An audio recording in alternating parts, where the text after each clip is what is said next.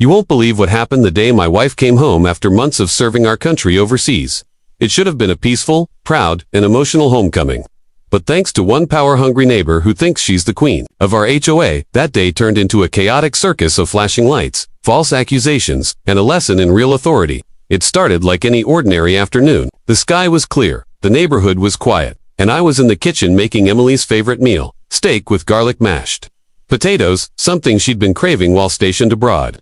I even lit a few candles to set a warm, welcoming tone. After all, my wife had been gone for 6 long months, serving as a federal officer with a special task force. She deserved to be welcomed back like the hero she is. What I didn't expect, though, was to hear the sound of tires screeching and someone yelling outside before she could even walk through the front door. I rushed outside, heart racing, wondering if Emily had been in an accident or if something serious was happening. Instead, what I saw stopped me in my tracks. There was Karen, the infamous self-declared ruler of our HOA, standing in our driveway with her phone clutched in one hand and her finger pointing at my wife like she was a wanted criminal. "She doesn't belong here," Karen shouted, her voice shrill enough to turn heads up and down the street. Emily was standing calmly by the curb, wearing her full uniform, her duffel bag at her side, and her ID badge around her neck. She hadn't even taken 3 steps onto our property before Karen was yelling at her to stop. "Excuse me," Emily said, her tone polite but firm. "I live here." Karen wasn't listening. "This is a secure neighborhood," she barked, dialing 911 right in front of us. "There's a suspicious person in military gear trying to break into a house. She's pretending to be someone she's not." I was speechless. Emily calmly held out her ID and badge and said, "I'm a federal officer, just returned from active duty. I live here with my husband." Karen waved her off like she was a scam artist on the street. "Anyone can make a fake badge," she snapped. "Do you think I'm stupid? This is my neighborhood, and I take safety very seriously." My wife's patience was being tested, but she stood her ground. I walked over and tried to defuse the situation, but Karen wouldn't hear it. "I know every person on this block," she said, puffing out her chest, "and I've never seen her before." I tried to explain that Emily had been deployed, that she was literally serving the country overseas, and that she absolutely did live here, but Karen was locked into her fantasy that she was protecting the community from a dangerous intruder. "You better not be covering for her," she hissed at me. "I've already reported this to the board, and when the police get here, we'll get to the bottom of it." Emily looked at me and shook her head with the kind of expression that said, "Can you believe this is happening?" The worst part was, Karen wasn't just embarrassing herself, she was insulting everything Emily stood for. After all the late nights, the dangerous assignments, the time spent away from her family, this was the welcome she got. Accused of being a criminal in her own neighborhood. I could feel the anger boiling in my chest, but I knew Emily didn't want to escalate things. She kept calm, professional, and let Karen continue her meltdown. Meanwhile, other neighbors began peeking out their windows, watching the scene unfold.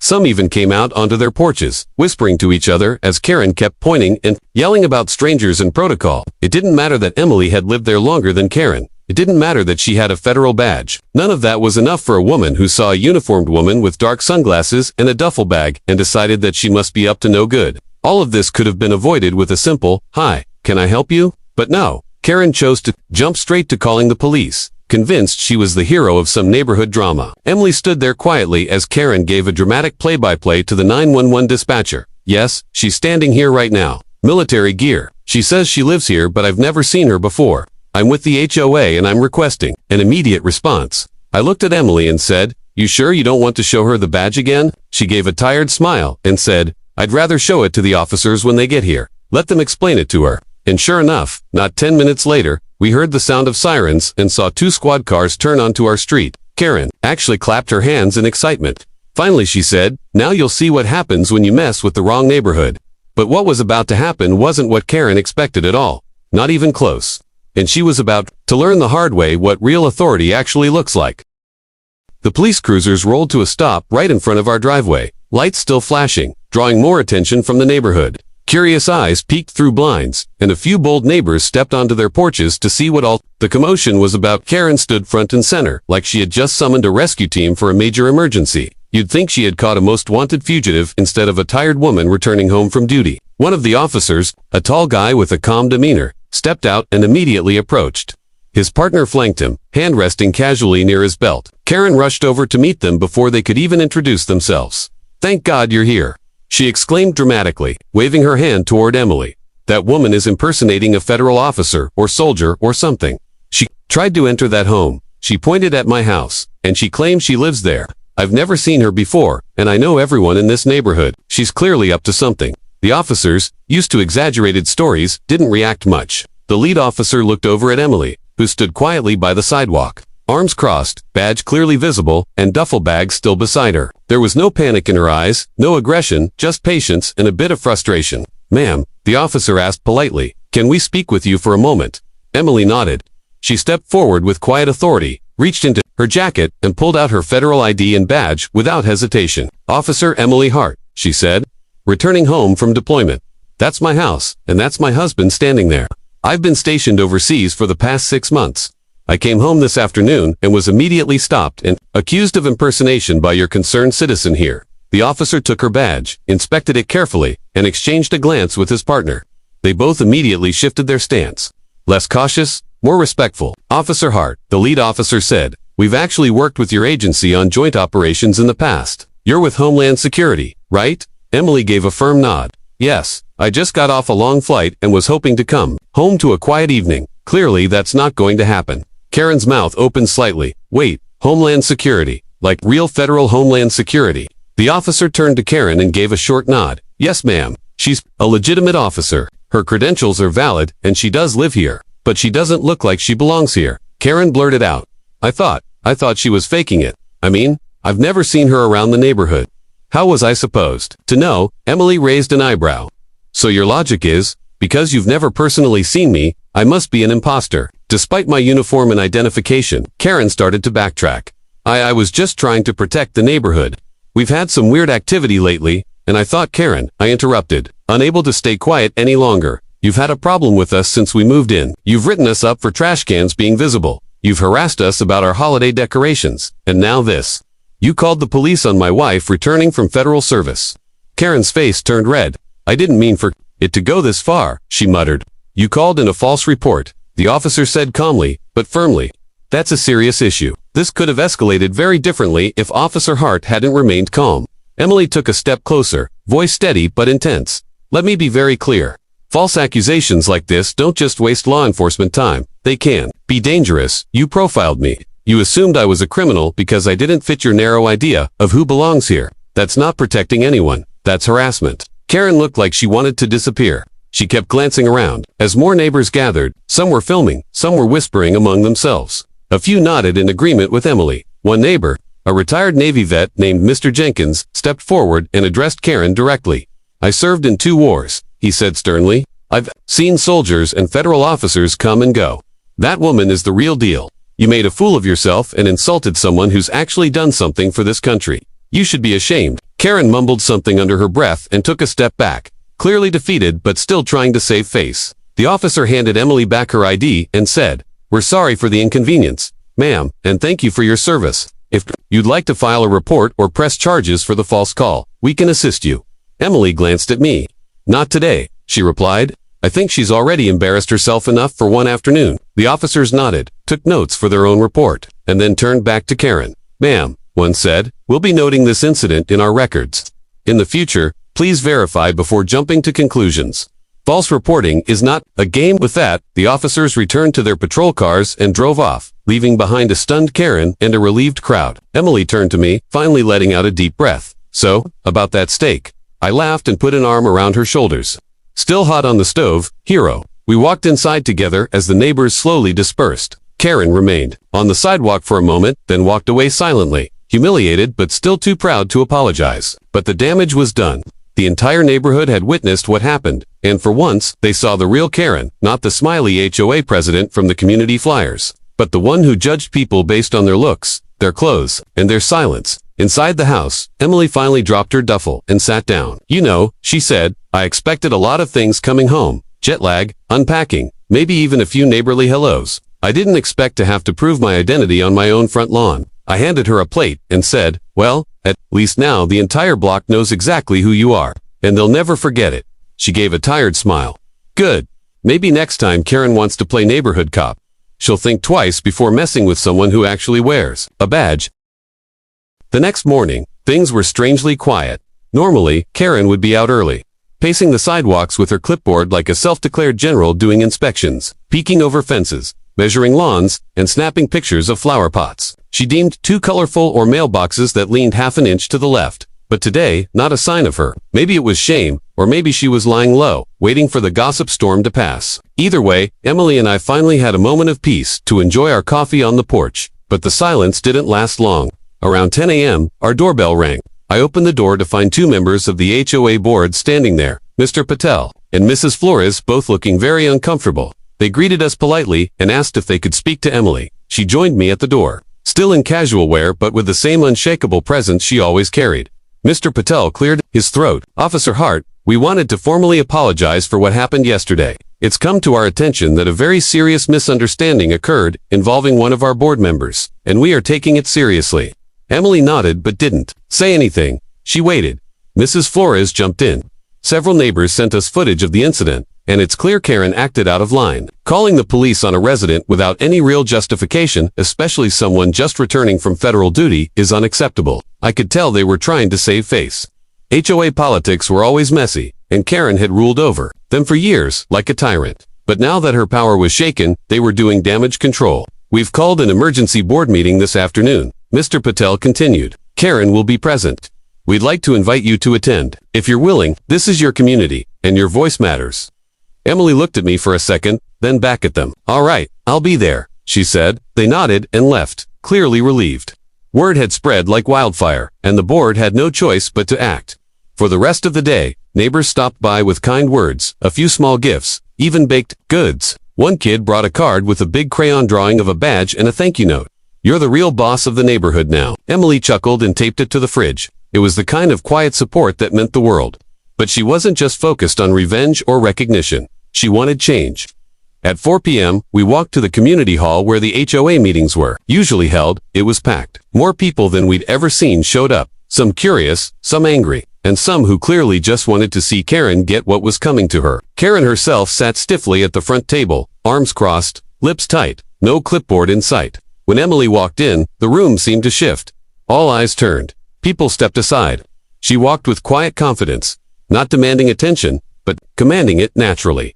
Mr. Patel called the meeting to order. "We're here to address an incident that occurred yesterday involving HOA board member Karen Jenkins and community resident Emily Hart, who is also a federal officer." Murmurs passed through the crowd. Karen interrupted quickly. "I just want to say, you'll get your turn," Mr. Patel said firmly. It was the first time I'd ever seen him stand up to her. Emily was invited to speak first. She stood up and addressed the crowd, voice calm, and even yesterday, I returned home from 6 months overseas, serving in my capacity as a federal officer.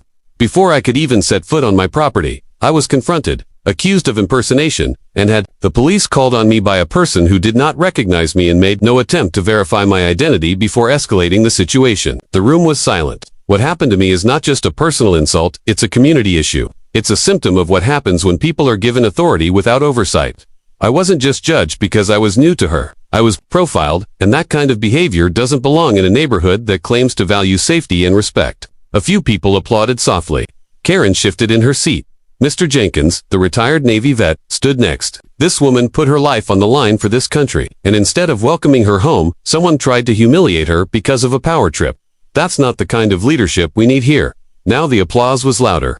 Karen, finally, stood to speak, though no one asked her to. I acted on instinct," she said. "I didn't recognize her, and I thought I was protecting the community. I didn't mean to cause harm." "But you did," Mrs. Flores interrupted. "You refused to listen when she identified herself. You refused to even look at her badge. You escalated it to the police and made this neighborhood look like a joke. We trusted you," Mr. Patel added, but clearly, that trust was misplaced. A vote was called. By a unanimous decision, Karen was stripped of her title as HOA president. She was also formally reprimanded for misuse of authority and banned from making solo decisions on community issues. The room erupted into cheers and relieved laughter. It felt like years of tension had finally broken. As we walked home, Emily said, "I didn't want to humiliate her. I just wanted her to understand that power comes with responsibility and consequences." I nodded. I think she got the message. That evening, the porch lights flickered on and neighbors dropped by again. This time, not out of sympathy, but respect. One man said, "I've never felt safer living here now that you're around." A woman added, "Maybe you should run for HOA president next." Emily laughed. "One more at a time, thanks." But what mattered most was that she finally felt accepted, not just as someone who lived here, but as someone who belonged. Karen might have started this with a false call, but Emily ended it with real authority. And in doing so, she reminded an entire neighborhood what leadership truly looks like. The days that followed felt like a complete shift in the atmosphere of our neighborhood. Where once there had been suspicion, judgment, and fear of petty HOA rules, there was now respect, understanding, and a growing sense of unity among the residents. Emily had become more than just my wife or a federal officer. She had become a symbol of dignity, calm, under pressure, and real leadership. Every evening, as we sat on our front porch, sipping tea or walking the dog, neighbors we barely knew would stop by to thank her, shake her hand, or simply say, "We're glad you're here." It was like the whole block had finally woken up and realized how far things had gone under Karen's reign. Of course, not everyone changed overnight. A few of Karen's close allies tried to distance themselves quietly, pretending they had nothing to do with her actions. But the truth was obvious. They had been just as intimidated by her as the rest of us. Afraid of crossing her and becoming targets of her obsessive enforcement. Without her title or authority, Karen became just another resident, and suddenly, without the fear factor, her behavior looked less like leadership and more like bullying. She tried to keep her distance for the first few days after the meeting, but it was only a matter of time before she showed up again, uninvited, trying to explain herself, not to apologize, but to save face. It happened one afternoon as Emily was tending to her small backyard garden, still in casual clothes with dirt on her gloves and a baseball cap on her head. Karen approached slowly, cautiously, like a dog who knew it had done something wrong but still wanted a bone. "Hey," she said awkwardly, standing at the edge of our property. "I just wanted to say, I didn't mean to embarrass you. Things got out of hand. I was just doing my job." Emily didn't look up at first. She finished watering a row of herbs before responding. "Your job wasn't to accuse your neighbors of crimes, especially not without proof." Karen's voice cracked slightly. "You have to understand, I didn't recognize you. You showed up in uniform, with a big bag, and you looked different. I thought you were someone dangerous, because I had short hair and wore military gear." Emily replied, finally standing up and facing her. "Because I didn't fit your idea of what a neighbor should look like." Karen hesitated, caught between defensiveness and guilt. "I've been under a lot of pressure," she muttered. "The board always expected me to handle everything. I guess I let it get to my head." Emily nodded slowly. "I get that. Leadership can be heavy, but the difference is, real leaders don't abuse the power they're given. They listen, they serve, they protect, not attack." Karen lowered her eyes. For once, she didn't have a comeback. "So what now?" she asked. "Am I supposed to just disappear?" Emily shook her head. "No, but maybe it's time to focus on being a better neighbor, not a ruler. This community doesn't need a sheriff. It needs people who respect each other." Karen gave a slow nod and turned to walk away. It wasn't a full apology, but it was the closest she could manage. And honestly, that was enough. Later that evening, our neighborhood group chat buzzed with a new announcement. Mr. Patel and Mrs. Flores had proposed forming a new community engagement committee, not run by the board, but made up of volunteers from every street to ensure that no one voice held too much power. Emily was invited to join, and after some hesitation, she agreed. "If I don't step in," she said to me, "someone like Karen might do it again." Their first meeting was held at the community park. It was simple, a few folding chairs, iced tea, cookies, but the energy was different. Instead of stuffy rules and lectures, there was laughter, open discussion, and actual solutions being shared. One woman brought up concerns about lighting near the sidewalks for kids walking home from school. A man mentioned wanting to organize a block party to bring everyone together. And for the first time in a long time, people were listening, not just waiting for their turn to talk. Emily didn't dominate the conversation. She asked questions. She encouraged ideas. She helped others speak up. People who had once been quiet during Karen's rule now felt empowered to participate. It was like a breath of fresh air. I remember one moment clearly, an elderly couple, the Thompsons, who had lived in the neighborhood for over 20 years, but rarely showed up to meetings, stood up and said, "This is the first time we've actually felt heard." That single sentence meant everything. It proved that the community was shifting, evolving into something better, more inclusive, more kind, more human. Days turned into weeks, and the changes stuck. Karen kept her distance, and eventually, she stopped trying to control things altogether. She started taking walks instead of inspections. She even waved once at Emily, a small but noticeable gesture of truce. The HOA became more transparent, more democratic. Decisions were no longer made behind closed doors, and Emily's quiet presence, her no-nonsense attitude paired with respect and fairness, inspired others to lead the same way. One afternoon, as we sat out back watching the sun dip behind the rooftops, Emily looked thoughtful. "You know," she said, "I didn't come back home looking for a fight. I just wanted peace. But I guess sometimes, standing up for yourself ends up helping a lot more people than you think." I squeezed her hand. "You didn't just stand up for yourself. You stood up for all of us. You reminded everyone what real strength looks like. She smiled and leaned her head on my shoulder. Let's just hope we don't have to deal with any more clipboard commandos for a while. I laughed. Well, if we do, they better check who they're dealing with before calling the cops. Because now, everyone in the neighborhood knew Emily wasn't just a resident. She was someone who'd earned her authority, not through titles or control, but through service, integrity, and a whole lot of patience. And nobody was ever going to forget that again.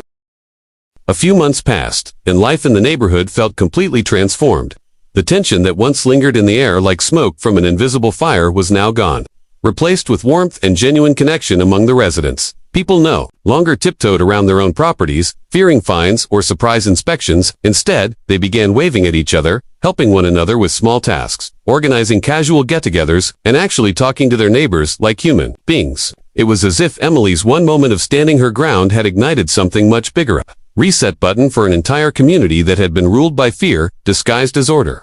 For Emily and me, the most significant change wasn't just in the rules or leadership, it was in how she was now viewed and respected. No longer the stranger in uniform with a suspicious bag.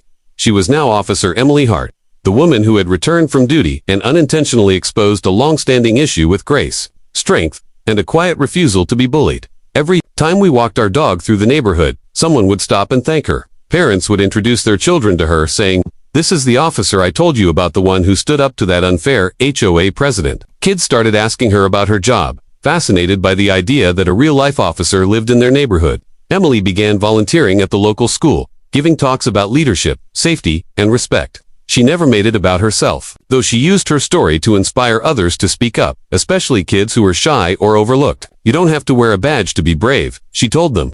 "Sometimes, bravery just means not backing down when you know something's wrong." The school principal was so impressed that they invited her to become an advisor for a youth leadership club. Emily accepted, and within weeks, the students had planned their first community event, a cleanup day at the local park, followed by a neighborhood barbecue. The whole idea was to bring people together. No rules, no politics, just people being neighbors. On the day of the event, the turnout was bigger than expected. Families brought food, teens helped set up chairs and games, and the smell of grilled burgers filled the air. It was one of those simple, beautiful days that reminded everyone of what community is supposed to feel like. Karen showed up, took quiet, off to the side, without her clipboard or her usual sense of superiority. She brought a tray of cookies and handed them silently to the volunteers. No one booed her, no one made a scene. In fact, Emily walked over to her, accepted the tray, and said, "Thanks, Karen." That moment said more than any argument ever could. Karen nodded and walked away, still quiet but with a hint of humility she never showed before. And maybe that was enough. Maybe people really could change, even if it took being publicly humbled to open their eyes. As the sun set and the event wound down, Mr. Jenkins, the retired Navy vet, stood up and asked for everyone's attention. "I just want to say something," he said, his voice rough but steady. "I've lived in this neighborhood for over 30 years. I've seen it all. But I've never seen it come alive like this, not until Emily stood up and reminded us what real service looks like. Not just military service, but service to your neighbors, to your community." The crowd applauded, and Emily's face flushed a little, but she smiled. She wasn't one for the spotlight, but she knew this moment wasn't just about her, it was about everyone deciding to be better. After that, Emily was officially nominated to the Community Engagement Committee as co-chair, and her first act was to propose a new neighborhood code, one that prioritized community values over control. It included clear, fair guidelines, limits on HOA authority, and a new requirement that any enforcement actions must be reviewed and approved by a neutral panel made up of regular residents. The proposal passed unanimously. What had once been a place where people feared fines for the tiniest infractions was now a place where people looked out for each other. It wasn't perfect, but it was real progress. One evening, as we were watching a movie and sharing a bowl of popcorn, Emily turned to me and said, "It's strange. I didn't plan any of this. I just wanted to come home and relax." I laughed. "Yeah, but apparently relaxing for you includes changing the entire neighborhood dynamic." She rolled her eyes playfully. "I just didn't want to let someone, like Karen, define what home should feel like." And she didn't. She redefined it. For all of us, because of her, our neighborhood was no longer a place where people whispered behind blinds or feared their mailbox being too decorative. It was a place where neighbors waved, kids played freely, and everyone knew that real authority didn't come from a clipboard or a title, but from character, courage, and compassion. That single day when the police showed up could have gone very differently, but Emily's calm, her integrity, and her refusal to be intimidated by a false sense of power changed everything. It reminded all of us that being in charge doesn't make you a leader. but standing for what's right, even when it's hard, definitely does. And now, whenever someone new moves into the neighborhood, the story always comes up. Did you hear about the HOA lady who called the cops on the federal officer who actually lived here? People say, yeah, that's Officer Hart's house. Over there, she's the reason things are better now. Emily always shakes her head at the attention. But deep down, I know she's proud not of the drama, but of what came after. Of the fact that she helped create a community where everyone is seen, respected, and heard. A place where anyone returning from duty, or even just returning home from a long day, can find peace instead of suspicion. And that's what makes her a true hero, not just to me, but to everyone who calls this neighborhood home.